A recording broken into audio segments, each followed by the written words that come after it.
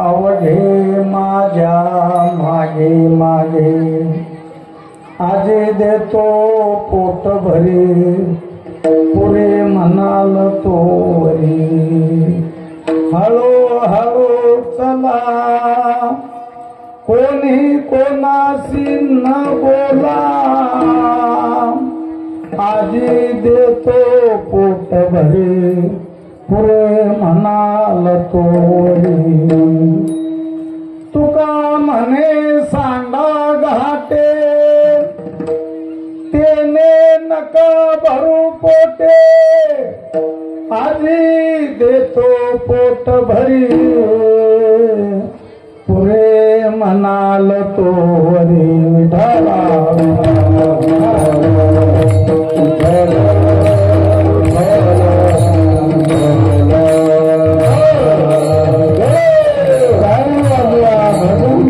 इंद्रहराय त्रिलोचनाय भस्मांगरागाय महेश्वराय नित्याय शुद्धाय दिगंबराय तस्मै नकाराय नमः शिवाय महायुगपीठे तटे भीमरथ्यम वरम पुंडरीकाय दातुं मुनीन्द्रैः समागत्य तिष्ठन्तमानन्दकन्दम् परब्रह्मलिङ्गं भजे पाण्डुरङ्ग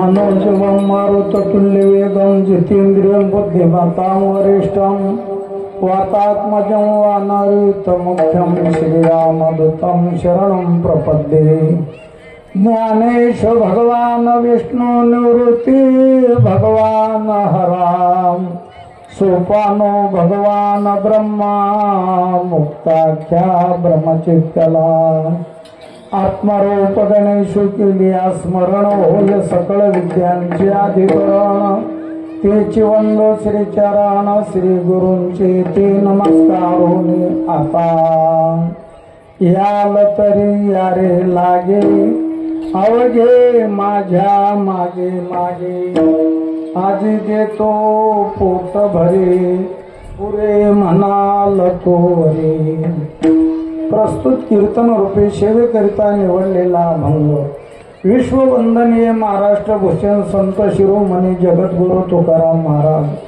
अद्वैत तत्वज्ञानाचे पुरस्कर्ते यांचा हा 4 चरणाचा उत्कृष्ट कार्याच्या प्रसंगी अभंग निवडला गेला. विठाला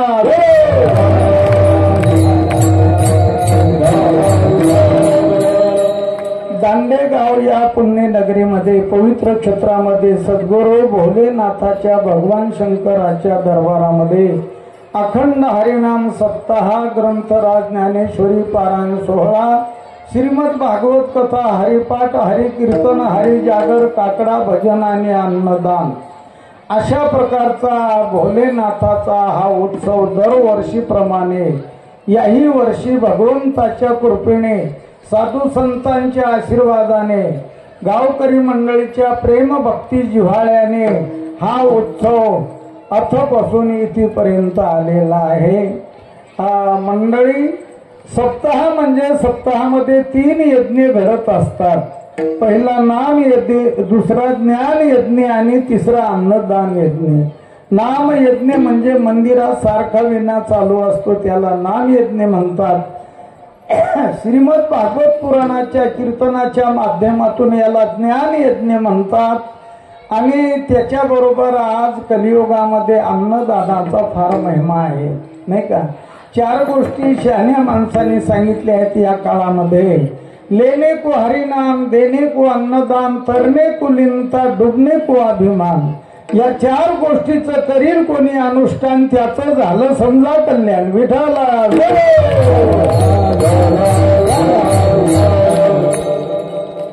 बऱ्याच दिवसापासून चालत आलेली सेवा आहे, आजही चालू आहे. चंद्र सूर्य आहे तोपर्यंत ही सेवा चालू राहणार आहे. याला कारण गावकरी मंडळीचं भक्तिप्रेम. प्रेमाशिवाय या जगात कुठलंच कार्य व्यावहारिक असो का परमार्थिक असो, प्रेमाशिवाय कुठल्याच कार्यामध्ये आनंद मिळत नाही. प्रपंच करायचा असेल तर त्याच्यामध्ये प्रेम असेल तर तुम्हाला आनंद मिळेल, क्षणिक का होत नाही पण आनंद मिळेल. परमार्थ करायचा असेल तर त्याच्यामध्ये पुरेपूर प्रेम असेल तर पूर्ण आनंद मिळेल, अन्यथा नाही. प्रेमा एवढी श्रेष्ठ गोष्ट या जगात दुसरी कोणतीच नाही. म्हणून आश्चर्याची गोष्ट वाटते एखाद्या वेळी, एका कुटुंबातली माणसं एका विचारात राहत नाही. आज एवढं मोठं गाव, दांडेगाव, 12 महिने काही असो, कळालं का, पण 12 महिन्याला संपूर्ण गाव एकत्रित येऊन एवढा श्रीचा उत्सव करतो, याचंच नाव परमार्थ आहे.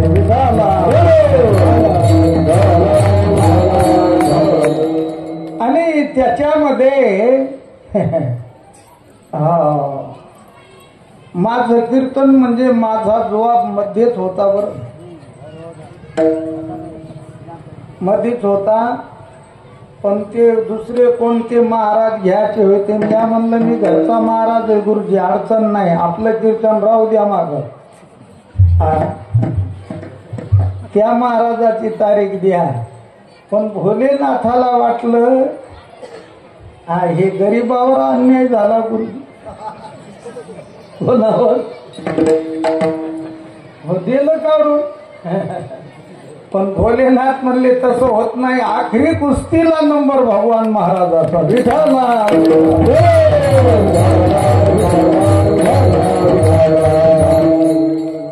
पण मला क्षमा करा, आपला हा कार्यक्रम मोठा असल्यामुळे सगळ्या कार्यक्रमाला थोडा वेळ वाढत जातो.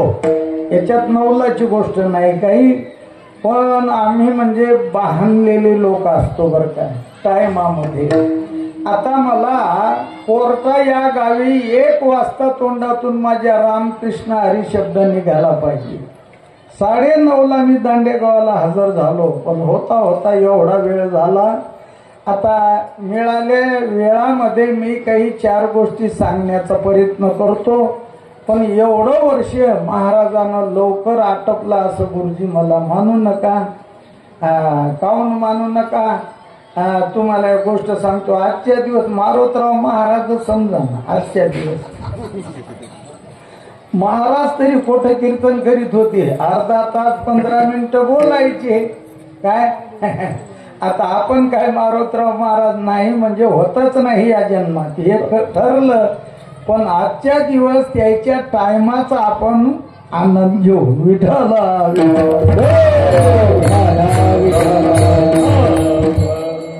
असो मंडळी, आज मानवी समाजाचा जर विचार केला बरं का,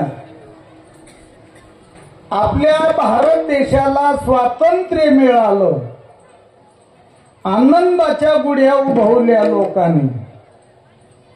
पण लहान तोंडी मोठा घास गुरुजी, तुम्ही मोठे लोक पुढे बसले, मी अनपढ माणूस 3रीचा विद्यार्थी तुमच्या पुढे काय ज्ञान सांगावं. पण आता या जाग्याचा महिमा म्हणून बोलतो. स्वातंत्र्य शब्दाचा अर्थ लोकांनी वेगळा केला.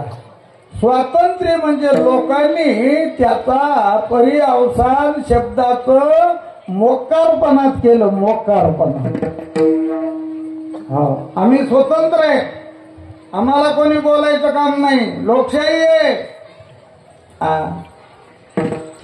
हे त्याचा अर्थ नाही. कळालं का. स्वतंत्र म्हणजे मायबाप हो, ज्या दिवशी तुमचे सर्व इंद्रिय काम क्रोध मद मच्छर हे 6 विकार, पंच ज्ञान इंद्रिय, पंच कर्म इंद्रिय हे 10 इंद्रिय आणि 11वे मन, एवढे लोक तुमच्या स्वाधीन होतील. तुम्ही म्हणलं तसे तुमच्या जवळचे लोक वागतील, याला म्हणता स्वातंत्र्य. विठाला स्वतंत्र शब्दाचा अर्थ जरा आणखी घ्या. महाराजाचं प्रमाण आहे. काम क्रोध बंदी खानी तुकाराने दिले दोरी, इंद्रियाचे धनी आम्ही झालो मोठाई.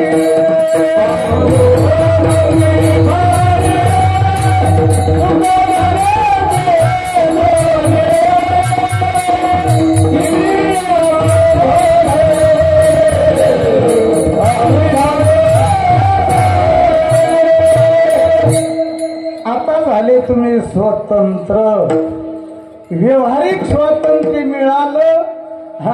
ते स्वातंत्र्य मोकार वागण्यासाठी नाही. या काळात तुम्ही बारकाव्यानं अभ्यास करा. कोण्या गावचा विषय घ्या का, घराचा घ्या का, देशाचा घ्या का, तालुक्याचा घ्या. या काळामध्ये कोणी कोणाची मर्यादा सांभाळायला तयार नाही. बरं का? पण शास्त्र सांगतं. काय सांगतं? गीताकार म्हणतात, यद्यत आचरती श्रेष्ठ तत्तदेवे तरोजना संयत प्रमाणम कृत्य लोकस्तदनुवर्तते. पुढची ओळी, येत वडील जे जे करीती तया नाम धर्म ठेवीती, तेच येर अनुष्ठिती सामान्य सकळ. कळालं का? हो, वडिलाच्या पाठीमाग मागच्या मंडळीने जावं हे कायदा आहे. महाविष्णूचा अवतारण सखा माझा ज्ञानेश्वर. कैवल्याचा पुतळा प्रगटला पुतळा. हे जरी सगळं खरं असेल तरी माऊली बोलतात आम्ही पण स्वतंत्र नाहीत. आम्ही कोणाच्या तरी माग चाललो. कोणाच्या?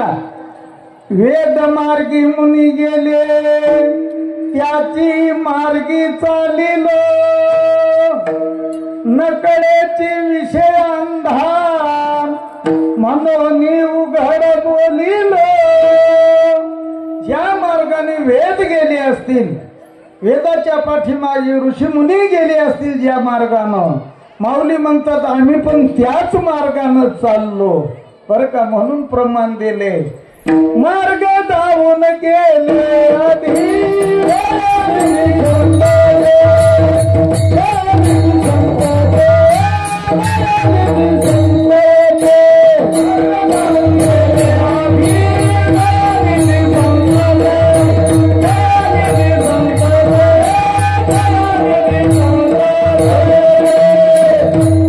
हे पहा मंडळी, तुम्हाला कोणाच्या तरी माग जाणं आहे.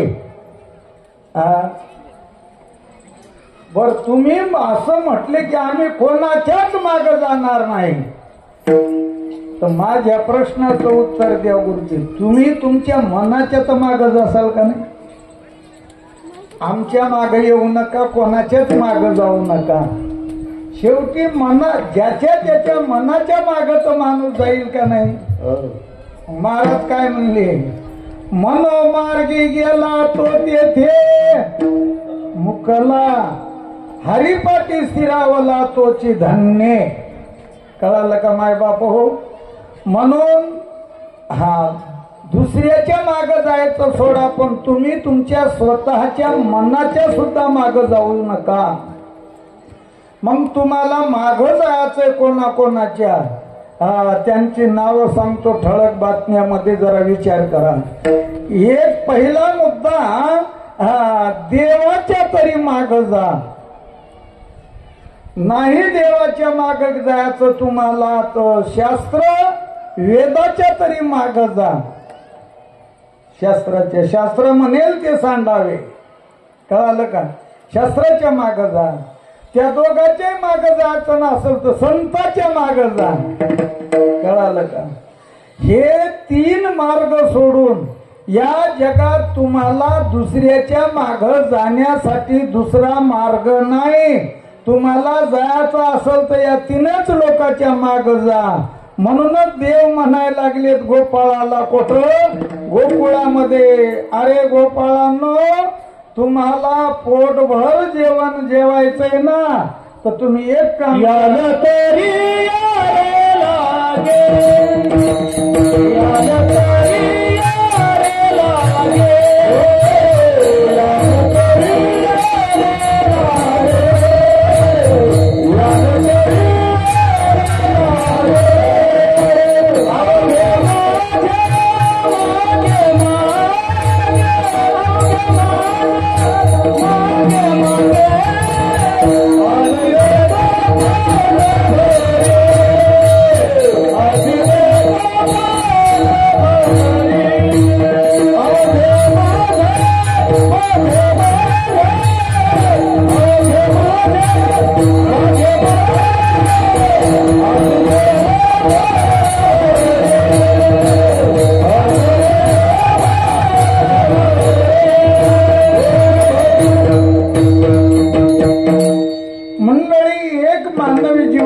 मोठा मुद्दा आहे.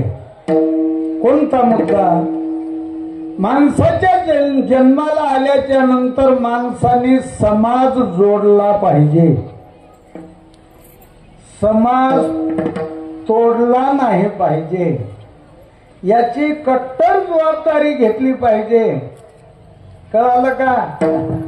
म्हणून तुमच्या भगवान महाराजानं गरीब माणसानं एवढ्या मोठ्या कार्यक्रमात पाऊल टाकला, पण मी पैसा नाही जोडला.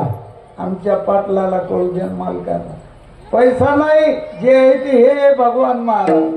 पण माणसं हे बुलढाण्याच्या पुढे जा, शेगावापर्यंत जा, इकडं अमरावती नागपुराच्या जवळ जाण, खाली माहोरच्या खाली जाण, इकडं नांदेडच्या पलीकड कोपऱ्यात गुरुजीनं नेलं होतं मला. एवढ्या परिसरामध्ये लोक म्हणतात आम्हाला भगवान महाराज पाहिजे. काय कळतंय मला गुरुजी? तिसरीचा विद्यार्थी आणि याच्यात कुठं जाऊन काशीला काय शिकलो का काय, पण लोक म्हणतात भगवान महाराज पाहिजे. आतापासून संध्याकाळवर 3 कीर्तन करायचे गुरुजी मला. कुठली विद्वत आहे काय? काहीच नाही, तोंडातून गोड बोललो, पण जरा कष्ट सहन करावं लागतं. तुम्हाला कळालं का? हा, थोडस निंदा म्हणून करीत नाही मी, यरी प्रसंग सांगायलो गुरुजी, तुम्हाला वाईट वाटू देऊ नका.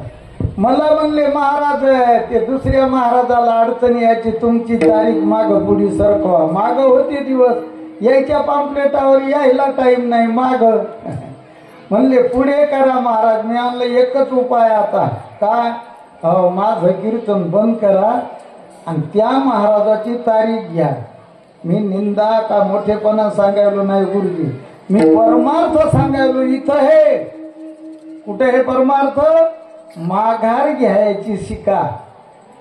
पुढी गाडी हाणायची असेल तर माग थोडी घ्यावीच लागते रिवर्स, बर का? काय बिघडतंय त्याच्यात? 4 दिवस गेले नाही तर भगवान महाराज दांडेगावात हजर आहे. गुरुजी म्हणले महाराज काल्याचं कीर्तन. मी आणला हजर आहे. पूर्ण जिंदगीच गेली दांडेगावाला माय बापू. गुरुजी मला म्हणतात गरीबाला महाराज तुम्हाला राग आला असेल. मी आणलं राग आल्यावर परमार्थ करायचा नाही.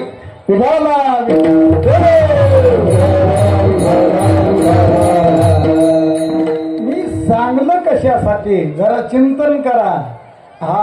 या देवाच्या पाठीमागे जायचं म्हणल्यावर सोपं नाही, कठीण गोष्ट आहे. पण ती कठीण आहे, थोडीशी सहन करावी लागते परमार्थामध्ये. बरं, प्रपंचाबद्दल आपल्याला बोलायचं नाही. मी पहिला मुद्दा सांगितला तुम्हाला की समाज जोडा. बा तोडाय कोणालाही जमते बरं का डॉक्टर साहेब, तोडायला कोणालाही जमते. तुमचं तुम्ही पहा, तुम्हाला 17 महाराज, आम्हाला 18 गाव. तुटला समाज. तोडणं सोपं आहे, पण जोडणं जिंदग्या घालावं लागतात, तेव्हा समाज जोडल्या जातो. माय बापू हे काम देवानं पहिलं केलं. गोकुळात आल्यावर पहिल्यानं मोठे लोक, मोठमोठे श्रीमंत लोक कोण ऐकत आहे? कोण देवाचं ऐकत नाहीत लोक, न कोण्या संताचं ऐकत नाहीत. मग देवाने युक्ती केली काय? तुम्ही येत ना आमच्याकडे डॉक्टर, तुमच्या मुलाला पोरांनो याल तरी यारे लागे. याबरोबर तुम्ही सगळे जवळ बोलावले. देवानं विचारलं पेंद्या सुदाम्या वडज्या वाकुड्या मधुमंगल, अरे पोरांनो तुमच्या घरी गाई म्हशी असून तुम्ही रोड का झालात बरं? गोपाळाने सांगितलं कृष्णा गाई आहे तर दूध आहे सगळं काय आहे, पण आमच्या वाट्याला दूध नाही, दही नाही. सगळं दही दूध मथुरेला जात, विक्रीला जात, आम्हाला कोणी देत नाही. कृष्णानं सांगितलं पोरांनो चिंता करू नका, तुम्हाला मी पोटभर खाऊ घालतो. आजी देतो पोट भरी. तर मंडळी मी तुम्हाला विचारायलो, तुम्ही तुमच्या मनाला एखाद्या वेळी विचार करा बरे एकांतात बसून. आईचं दूध तुटलं तेव्हापासून तुम्ही अन्न खायला लागले, आईचं दूध तुटलं तेव्हापासून आतापर्यंत गहू तुमच्या पोटात किती खंड्या गेली असतील, तुरीची डाळ किती क्विंटल गेली असल, हरभऱ्याची डाळ किती गेली असल, मसाला किती गेला असल, तेलाचे त्या टाक्या किती गेल्या असतील या ईदभर पोटात, केला का कधी विचार? साखर किती गेली असेल, साखर नाही साखराचे कारखाने माणसालाच खाल्लेत ना, ते काय काय पशु पक्षी थोडंच खातात. इतकं आतापर्यंत गेलं, वरून सुपारी तोटा बिडी हे सगळा तुम्ही टोटल अभ्यास करा आणि आतापर्यंतच्या वयाचा हिशोब करा की या डोळवर किती गेलं या पोटात. पहा मी तुमच्या पोटाचा विचार करायलो म्हणजे मी काही तुम्हाला खाऊ घातलं नाही, मी यरी गणित सांगायलो. मला इतकं म्हणायचं आतापर्यंत तुम्ही इतकं खाल्लं, तुमचं पोट भरलं का? बर नुसतं अन्नच खाल्लंय का माणसानं? काय काय खातात माणसं वरून. एक माझा जुन्या पहिल्या अवतारातला मित्र होता पाटील, पहिला अवतार कळाला, पण ते माणूस लिंगायत होता माझा मित्र.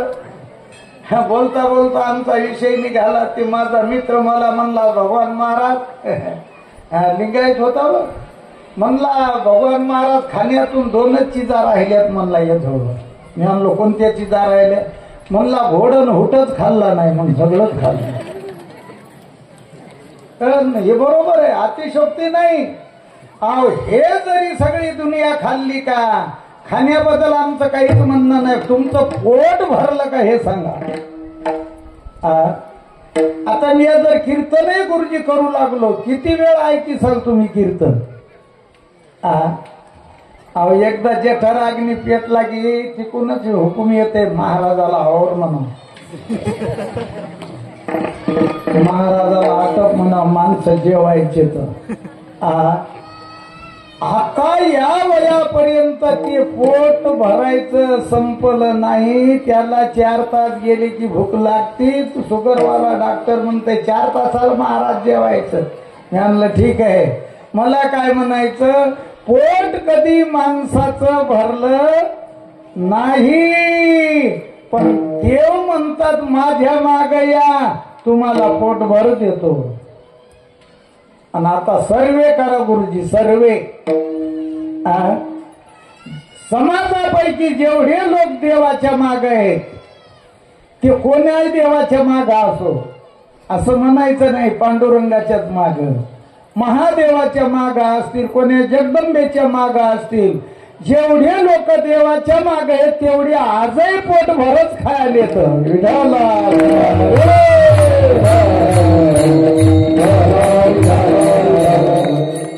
पोटभर शब्दाचा अर्थ समाधानपूर्वक जीवन जगायला येते परमार्थातले लोक. ते श्रीमंत असतील का गरीब असतील तो विषय सोडा, विषय समाधानाचा आहे. समाधान मिळालं म्हणजे पोट भरलं, आणि ते समाधान देव म्हणतात गोपाळाला तुम्हाला देतो, पण माझ्या माग माग या, आजी देतो पोट भरी. पण पुन्हा सांगितलं देवाने, माझ्या माग आले म्हणजे हळूहळू चला, हळूहळू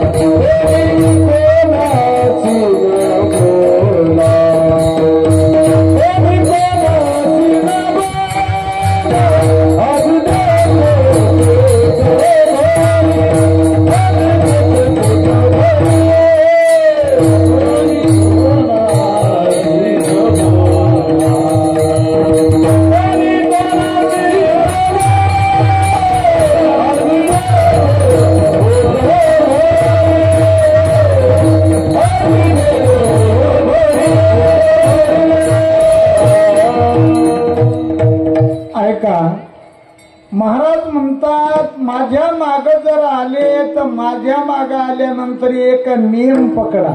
कोणता? गडबड करू नका परमार्थात, हळूहळू चला. आणि कोणी कोणाशी न बोला. माफी मागून बोलू का? आता बरेचसे काही कीर्तन करायचं म्हणणे, तुम्ही एवढ्या मोठ्या सप्त्यामध्ये बाया माणसाचे कीर्तन घेऊ नका. आता इथं मी हा फोटो पाहिला तर इथं तर भागवत माऊलीच दिसायले. बरोबर आहे का? तुम्हाला एक गोष्ट सांगू का? माफी मागून बोलतो बरं, मी गरीब माणूस आहे. हे बोलायचं नाही, कळालं का? या बोलण्यानं समाजावर काही परिणाम होत नाही, कोणी तुमचं ऐकत नाही. बाईचं कीर्तन घ्या का न घ्या, वडिलाची एक मन आहे, समजते का? पाय धुयाचे सोडून थोडी केवढ्याचे काय घेणे तुम्हाला त्याच्याहून? आणि तुमच्या माहितीसाठी बोलू का आता डॉक्टर? वारकरी संप्रदायाची सुरुवात म्हणजे बाईपासून नाहीये का?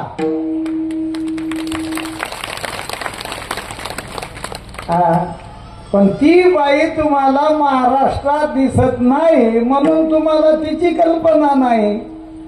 हे पांडुरंगाचं भजन झाल्यावर, कृष्णाचं भजन झाल्यावर शेवटी भजन करावं लागतंय तिचं. राधे राधे गोविंद गोविंद राधे, राधे राधे गोविंद गोविंद राधे, राधे राधे गोविंद राधे, राधे राधे गोविंद राधे.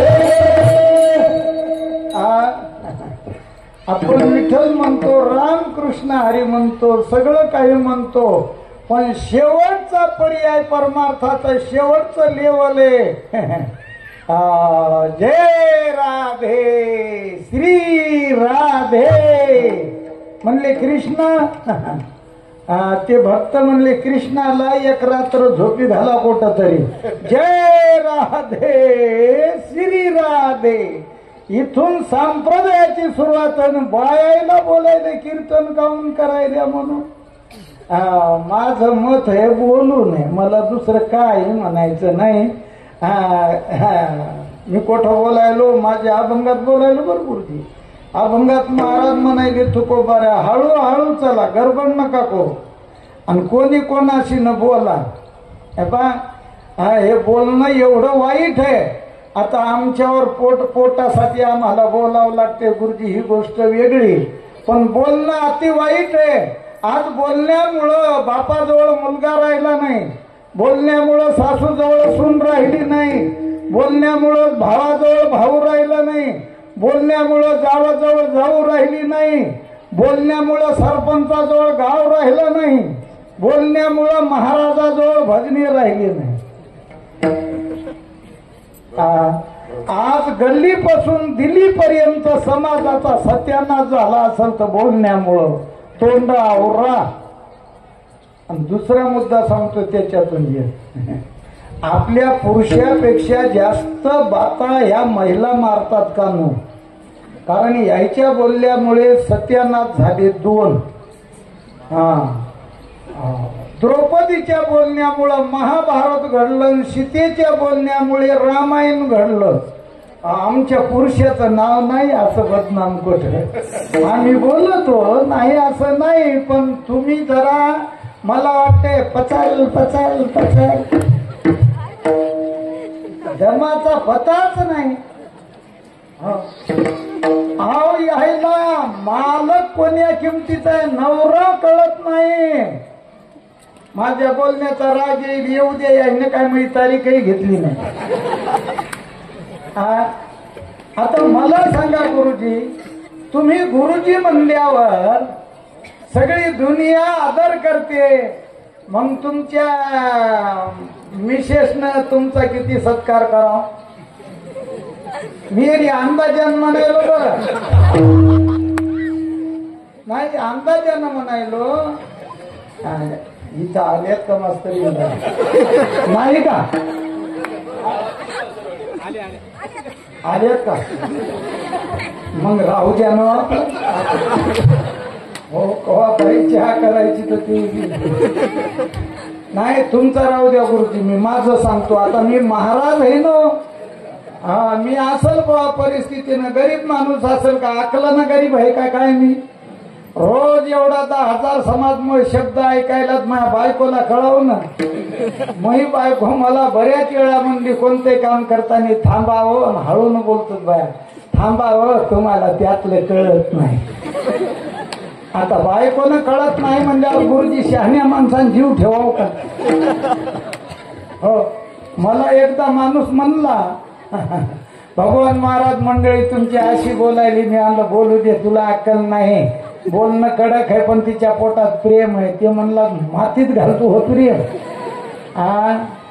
हा बदनामी मावल्या हो तुमची हे बर काय.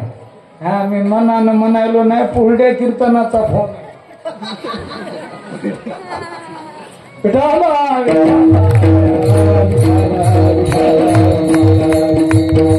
मग हळूहळू चला, कोणी कोणाशी न बोला, अगदी शांतपणे परमार्थाची वाटचाल करायची. आणि शेवटी तुकोबाराय म्हणतात, तुका म्हणे सांडा घाटे. आपल्या शेतकऱ्याचाच विषय आहे. आपल्या हरभऱ्यावर एक रोग पडत असतो. त्याला कोणता रोग म्हणतात? घाट्या रोग. वरतून ते घाटा सुरक्षित दिसतो, सुंदर घाटा, पण मध्ये काहीच नसते. बस दृष्टांत संपला. हे दृष्टांत संसारासाठी आहे. पंडू रोगावानी संसार वरून खूप चांगला दिसतो, पण मधात त्या संसारात काहीच नाही. माऊली म्हणतात लटिका व्यवहार सर्व हा संसार वाया येरझार हरिविन. म्हणून तुका म्हणे सांडा घाटे. घाटे म्हणजे संसार. याला ठोकर मारा बाबा एक दिवस एका परमार्थासाठी. तेने नका भरू पोटे. या संसारात किती जरी विषय भोगले तर पोट भरत नाही. पोट त्या दिवशी भरलं म्हणावं ज्या दिवशी आम्हाला ही गोष्ट मिळवायची का ती गोष्ट मिळवायची हे विषय खतम झाला पाहिजे. आणि हा विषय खतम फक्त परमार्थात होतो. उद्धव महाराज ज्या दिवशी तुम्हाला आत्मदर्शन झालं, मग आत्मसुखाची गोडी आणि विटी जोका सकळ विषया जयाची ठाई इंद्रिया मानू नाही का. आत्मलाभासारखे गोमटे काहीच न देखे, म्हणून भोग विषेखे हरी घेना जो. माय बापो हे भोग संसारातले म्हणजे हरभऱ्याच्या घाट्यावानी आहेत. आणि परमार्थ केल्यानंतर एक दिवस सद्गुरूच्या कृपेने भगवंताच्या आशीर्वादाने माणसाला आत्मदर्शन घडतं. आणि ज्या दिवशी आत्मदर्शन घडल्यानंतर जग सोडायचं काम नाही, घर सोडायचं काम नाही, पत्नी मुलं बाळ सोडायचं काम नाही, सोयीर संबंध सोडायचं काम नाही, धन दौलत सोडायचं काम नाही. मायबाप आत्मदर्शन झालं होणं आणि या जगाचा संबंध तुटणं एकच असतं. म्हणून तुकोबाराय म्हणतात माझ्या मागे या आजी देतो पोट भरी. आणि पुरे म्हणालो तोरी देवाने गोपाळाला दही दूध वगैरे चोऱ्या करून खाऊ घातलं. मग गारहाणे येऊ लागल्यावर यशोदा मातेनं देवाला गायी वळण्यासाठी पाठवलं. देवाने गायी वळल्या आणि दुपारच्या वेळेला गायी पाणी पाजून वटवृक्षाखाली बसवल्या. वाळवंटावर खेळ खेळले आणि नंतर गोपाळ म्हणू लागले काय खांदा बहार पोटी भुकन काय खेळायचे सुख. तुका म्हणे आता खेळ मोडावा परता, आता आम्हाला जेवू घाला. देवाने सांगितलं बसा जेवायला. सर्वांच्या शिदोऱ्या एकत्रित आणल्या आणि भगवान परमात्मा काव्याचा प्रसाद त्या गोपाळांना वाटप करत असताना देवाचं सौंदर्य स्वरूप कसं होतं सुकाचार्य महाराज भागवतात सांगायला लागले परीक्षित राजाला, राजा ऐक, त्या भगवंताचा प्रसाद देण्याचा तो जो भाग आहे, भगवंताचं सौंदर्य कसं होतं. बिभ्राद्वेणू जठर पटले शृंगरेत्रे च कक्षे वामे पाणो मसृण कवलम तत्फलांगुलीषु तिष्ठन् मध्ये स्वपरी सुरगो हसयन्नार्ववी स्वये स्वर्गे लोके मुषेती भुभुजे यज्ञ भुगबाल केली ही गोपाल कृष्ण भगवान की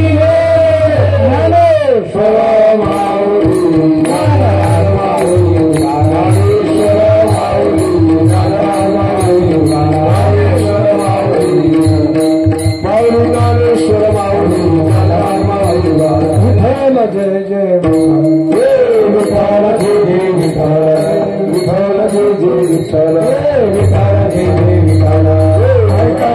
ऐका मंडळी, दही हंडीचा अभंग मी म्हणतो आणि दही हंडी उद्धव महाराज यांच्या हस्ते दही हंडीचा कार्यक्रम होईल.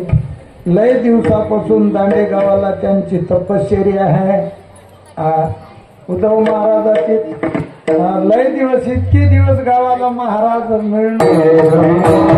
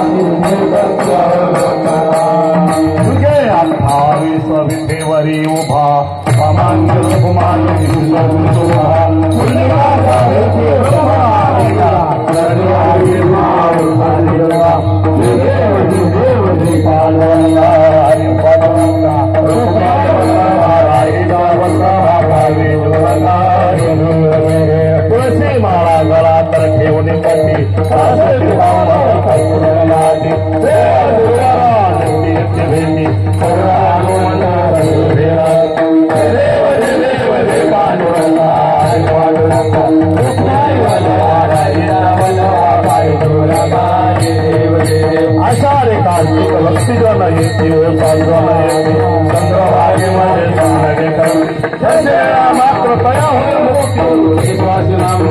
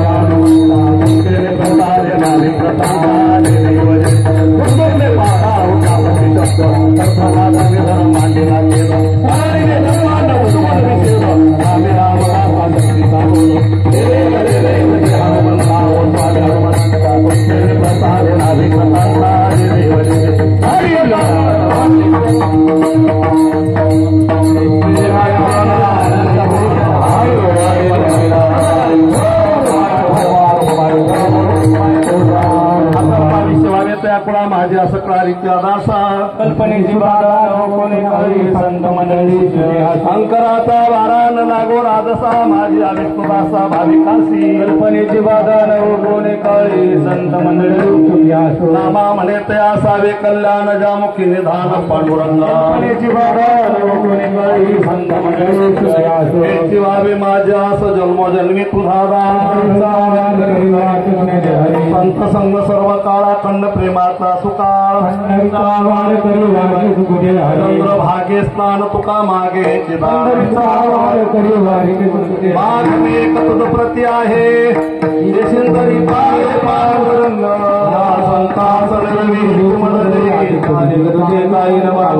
म्हणे आता उदाहरण होऊन मदते पायी संताच्या या संतांची मदते तुझे काही न मागणे देव तुकाराम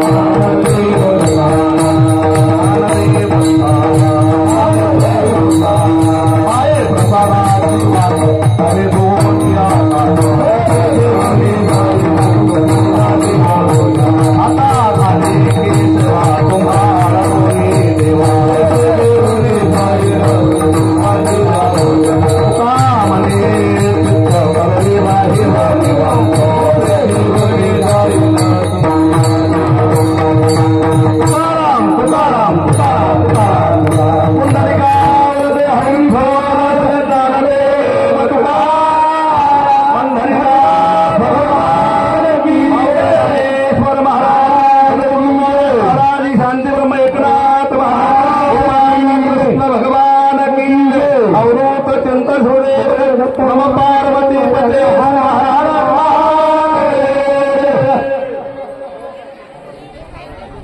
सर्व महिलांना विनंती असेल